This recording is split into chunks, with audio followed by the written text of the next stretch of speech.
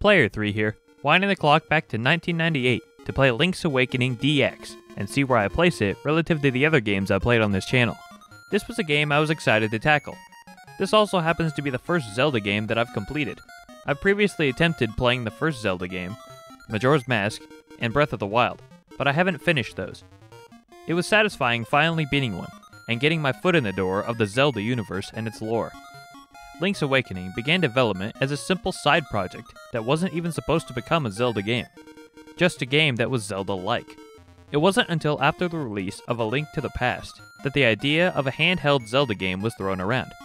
Director Takashi Tezuka had recalled aspects of the game during an interview with the former president Satoru Iwata, in what he called Iwata Asks, in which he conducted interviews with colleagues on the subject of previous Nintendo products in order to reveal deeper insight about them.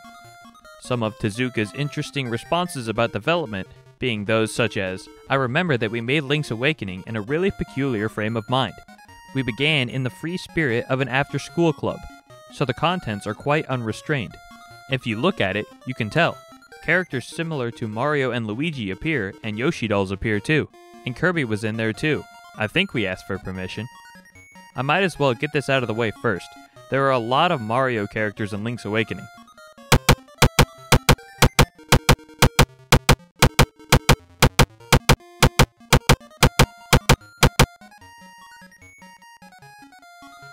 During this interview were other members who worked on the game, Toshihiko Nakago and Eiji Aonuma.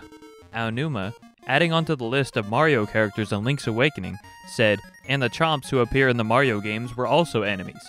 Then Nakago added in, "Yeah, they just appeared like it was normal.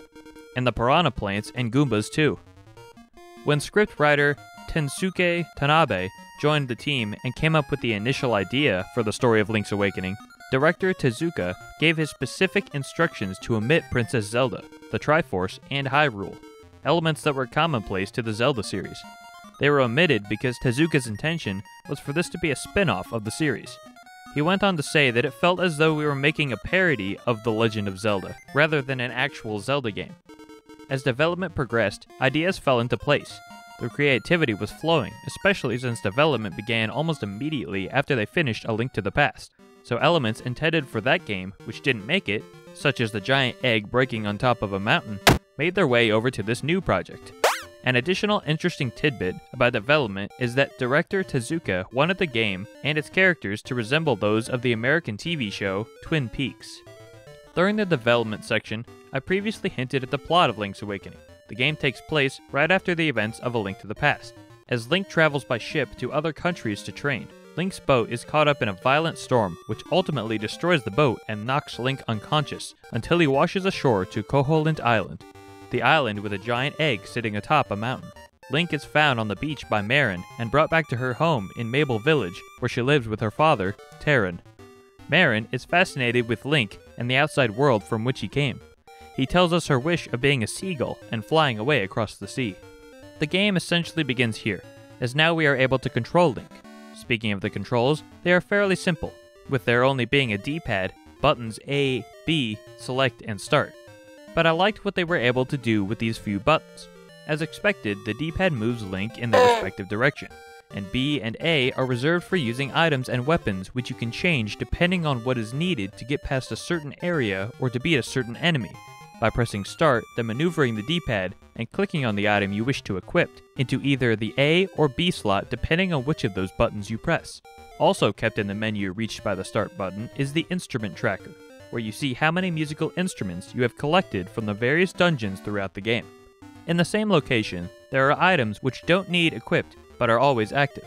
If you press the select button while in the start menu, you can see what tunic you are wearing, how many heart pieces you have, and how many photos you have. If from the main screen you press select, you'll see the map of Koholint Island, with the areas you haven't yet visited grayed out. But with the areas you have visited, you can hover over and even press A to read what that area is called. In order to save and quit the game, press A, B, select, and start at the same time. Finally, on the controls and inventory side of things, the main HUD shows which items are currently assigned to your A and B buttons, your rupees, which are the currency on the island, and your heart container showing your current health and how many hearts you can hold.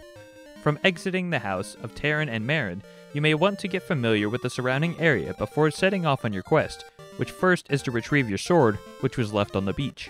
In the small, friendly Mabel village, you'll find many houses to enter, and many people and animals to talk to. Mabel Village is essentially your home base of the game. You will frequently return here after exploring dungeons for various reasons. Most of the people, when you first talk to them, will tell you about the controls of the game, but will tell you they don't know why they said that. It's an interesting way to feed you that necessary information while trying not to take you out of the story. One of the most frequented buildings in Mabel Village is the shop, the northmost one. In here you can buy bombs or hearts or items necessary to progression, being the shovel and bow. It is possible to steal items from the store, but if you do, whatever name you put as your save file, which you are referred to in the game, will be changed to Thief. And if you re-enter the shopkeeper will kill you. In the shop south of that one, you can play what is called the trendy game, a claw machine which was required to play to complete the trading sequence. That is unfortunately so, I thought, because of how slow the claw is to actually close, and timing has to be so precise. But other than getting the Yoshi doll, I wouldn't recommend going back to it to grind the rupees to buy something, like the bow. I tried that, but it would have taken too much time and it just wasn't fun. So I stole the bow from the shop and my name changed to Thief. The main premise of the game is to collect 8 musical instruments around the island, tucked away in dungeons. Traversing these dungeons and even the overworld contains a lot of puzzles, and I will admit I needed some help figuring out where to go from time to time. Extensive puzzle RPG games such as this aren't my strong suit nor my go-to type of game, at least not when I have a deadline made for myself. That's all I'm going to say generally about the game. I don't want to spoil much of the story, not too much anyways. But I am going to break down each level now, and there will be spoilers, though I don't intend to spoil the ending or anything major.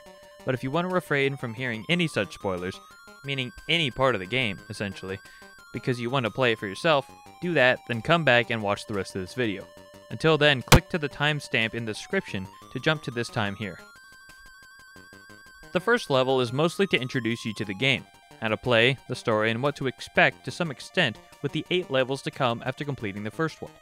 Each level has sub-levels within it, splitting up separate missions to complete before the final sub-level of each level, which are the dungeons. Level 1 is comprised of essentially 4 sub-levels, 1.1, 1.2, 1.3, and 1.4. 1.1 is the aforementioned introduction to the game. 1.2 is navigating the mysterious forest just north of Mabel Village. 1.3 are various side quests around the village, including the start of the trading sequence, as well as the collecting of hidden seashells. And finally, 1.4 is the first dungeon, Tail Cove. As one can expect, Tail Cove is the easiest of the 8 dungeons. Without spending too much time dwelling on the details, the gist is that you navigate through the dungeon, which later on won't be so linear and will require a lot of backtracking. The goal is to find the Nightmare Key, which unlocks the door to the boss of the dungeon. This is the same for every dungeon. In later dungeons, there are mini-boss rooms as well. None of the bosses or mini-bosses throughout the game seemed all that difficult.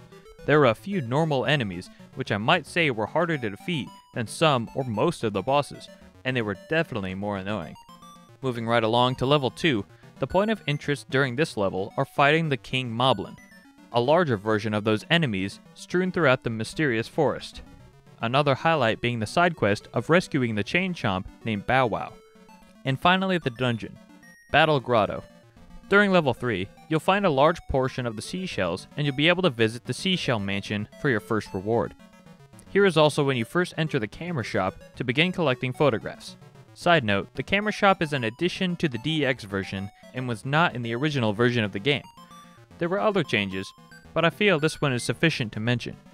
Here you'll visit Canelet Castle, continue the trading sequence, then enter the Key Cavern, the third dungeon. And here is one of my least favorite mini-bosses, which do show up later as well, the Dodongo Snakes. Also, this boss was a minor nuisance, but still fairly easy. In level 4, you need to head to the Animal Village on the northeast part of the island. From here, you need to find Marin, which is 10 out of 10 because whenever you pick up an item, a short fanfare plays, and Link lifts it up over his head in celebration before putting it away. Because of that, I find it hilarious when you find Marin and do just that. She just stays still while Link picks her up in celebration with the fanfare. That imagery just kills me. I love it. Then a cute cutscene plays with Link and Marin on the beach.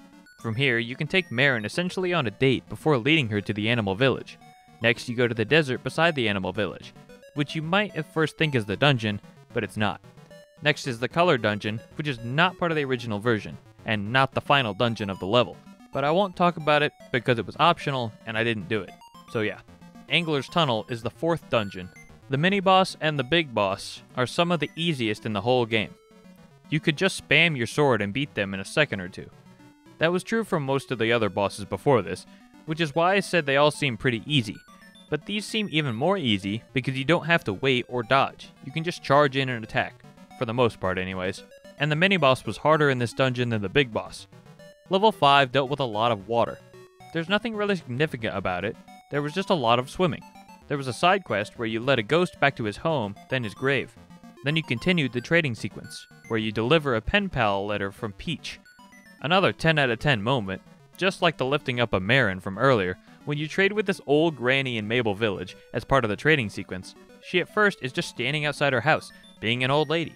Then when you trade with her, she is so excited to get a new broom. She lifts it up in triumph over her head in one hand. 10 out of 10. Happy Granny is so cute.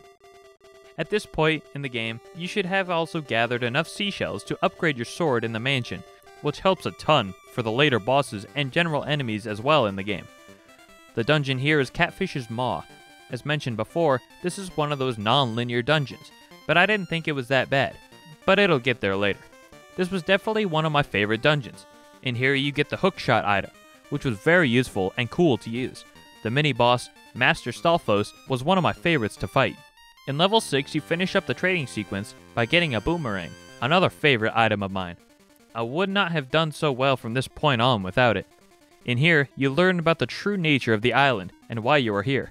You've been given cryptic messages and hints throughout the game to this point, but now it is all laid out for you. If you want to know what it is, look it up or play it for yourself, because this is a big spoiler. The dungeon here is Face Shrine, again, becoming more non-linear. The mini-boss, at least compared to the others, is kinda difficult. It wasn't that hard, but what I mean by difficult, it's more due to the fact that you will take damage, and you can't just spam sword attacks. In level 7, another 10 out of 10 moment, getting the blue rooster. Nuff said.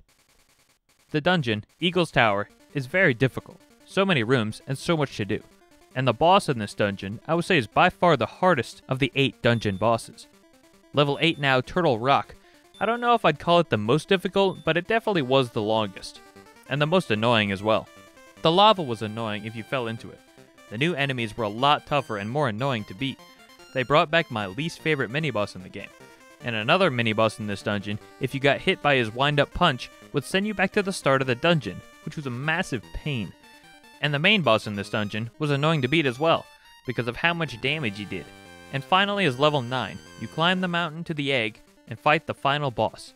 And upon completion, a nice long cutscene plays, allowing you to sit back and take in the satisfaction of finally beating the game. In 1998, to promote the launch of the Game Boy Color, The Legend of Zelda Link's Awakening was re-released, adding DX at the end of the name. As incentive to pick up this re-release, the game had changes such as being in color, of course, and adding new areas and enemies. Nintendo also made the game backwards compatible with the Game Boy. And another interesting bit is with the addition of the camera shop. You could buy what was called the Game Boy printer, and were able to print off screenshots you collected in the game. The game was critically acclaimed, and the DX version was scored just as well, if not better than the original, with an average around 9 out of 10. And Zelda series producer Eiji Aonuma called it the quintessential isometric Zelda game. That's what everyone else thought of the game. If you clicked on this video, you were probably wanting to hear what I thought of it as well. So is Link's Awakening a good game? Well, let me weigh the pros and the cons. Overall, the game is an RPG, and I'll be honest, I haven't played too many of those, nor are they one of my go-to genres, but if there's a story that piques my interest and keeps me invested in the game, like this game had, then I'm all for it. But there were also a lot of puzzles, which required a lot of backtracking.